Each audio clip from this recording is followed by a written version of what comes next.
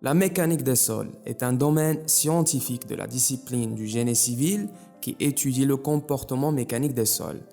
La mécanique des sols est essentielle en génie civil car elle décrit les principes qui régissent, c'est-à-dire qui gouvernent la manière dont les projets d'infrastructures civiles tels que les bâtiments, les ponts, les réservoirs, les remblais, les barrages et les tunnels sont soutenus par le sol. La mécanique des sols diffère de la mécanique des fluides classiques ou de la mécanique des solides car le sol est un mélange hétérogène qui est composé d'éléments de nature différente qui manquent d'unité. Le contraire d'un mélange hétérogène est un mélange homogène dont on ne peut pas distinguer les différents constituants à l'œil nu. Donc, le sol est un mélange hétérogène de particules solides, gravier, roche, sable, limon et argile, et de liquide et de gaz. Donc, on a un système triphasé. Et deux, le sol est un matériau particulier. Les structures particulières qui sont des particules de sol sont cohésions entre elles, telles que les sables, graviers, etc. Comprendre et prédire le comportement du sol est complexe, car comme on peut le voir, elle est non linéaire. Pour dériver les propriétés mécaniques du sol, des essais in situ, c'est-à-dire sur chantier et en laboratoire, sont effectués et des solutions analytiques ou des modèles constitutifs sont utilisés pour simuler son comportement. De manière générale, la finalité de l'utilisation de la mécanique des sols varie selon les projets, mais globalement, elle vise à assurer la stabilité des sols et à limiter les déformations.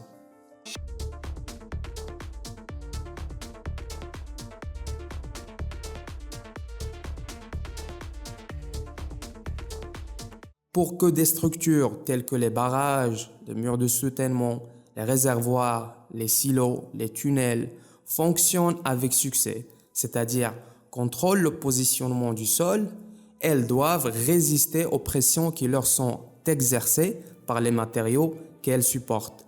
Alors aujourd'hui, je vais expliquer la façon dont ces pressions surviennent et sur les facteurs qui déterminent leur intensité, c'est-à-dire leur ampleur. Les matériaux granulaires génèrent des pressions sur leur récipient. Considérons une boîte remplie de cailloux. Ces cailloux produisent une force vers le bas sur le fond du récipient qui est égale à leur poids W. Nous pourrions facilement calculer ce poids si nous connaissons le poids spécifique du matériau dans le récipient. Cette propriété matérielle est désignée par la lettre gamma. Cette densité est le poids par unité de volume. En ingénierie, nous travaillons souvent avec la densité de masse volumique ρ d'un matériau, et cette quantité fois g, l'accélération de la gravité, nous donne le poids spécifique. Maintenant, on va déterminer le volume V du matériau dans le récipient. Cela peut être trouvé facilement en multipliant S, la surface de base du récipient, par sa hauteur h. Pour calculer le poids total, nous multiplions simplement la densité de poids, le poids spécifique, et le volume. Donc on a W égale ρ fois G fois S fois H. Lorsque nous substituons dans les équations que nous avons trouvées plus tôt pour la densité de poids et le volume, nous découvrons que le poids est égal au produit de la masse volumique du matériau, de l'accélération de la gravité, de la surface de base et de la hauteur du matériau. Maintenant, pour calculer la pression verticale PV au fond du récipient, il suffit de diviser ce poids par la surface de base, donc on a PV égale W sur S. On annule le terme de surface qui apparaît au numérateur et au dénominateur, produit une équation simple. Cette équation nous dit que la pression verticale PV est égale à la masse volumique du matériau multipliée par l'accélération de la gravité multipliée par la hauteur du matériau au-dessus du point considéré. PV égale ρ fois G fois H. C'est la pression verticale. Notez que si nous augmentons la hauteur du matériau, la pression augmente. Les cailloux poussent vers le bas avec une pression verticale, mais il s'avère que les cailloux poussent également contre les parois de leur récipient.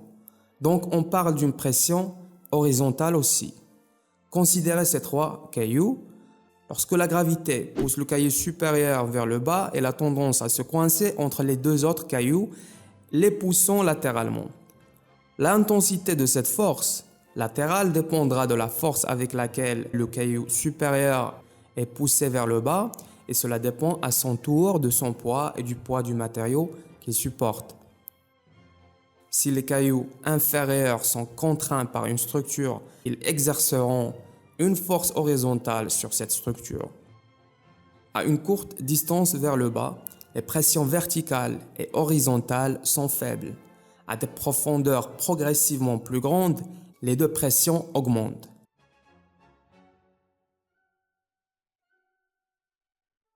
Les expériences montrent que pour la plupart des matériaux, le rapport de la pression horizontale à la pression verticale est constant. Nous appelons ce rapport le coefficient de pression K et il est généralement inférieur à 1.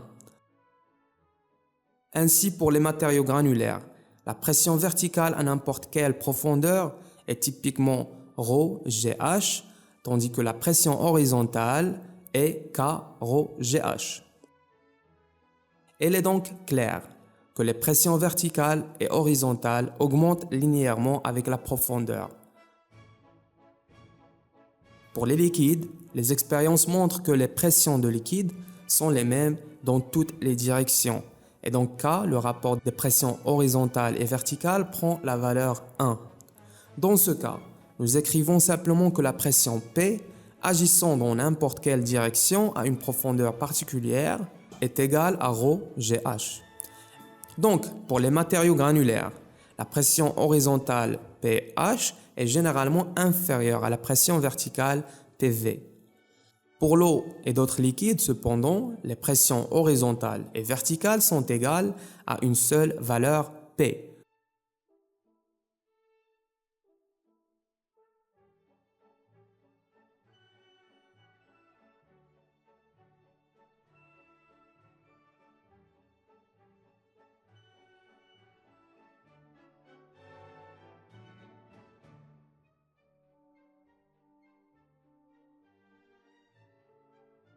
Et si vous obtenez une certaine valeur de mes vidéos, s'il vous plaît, abonnez-vous et pensez à devenir un membre dans notre petite communauté d'ingénierie. Ça va apporter un plus grand soutien à ma chaîne.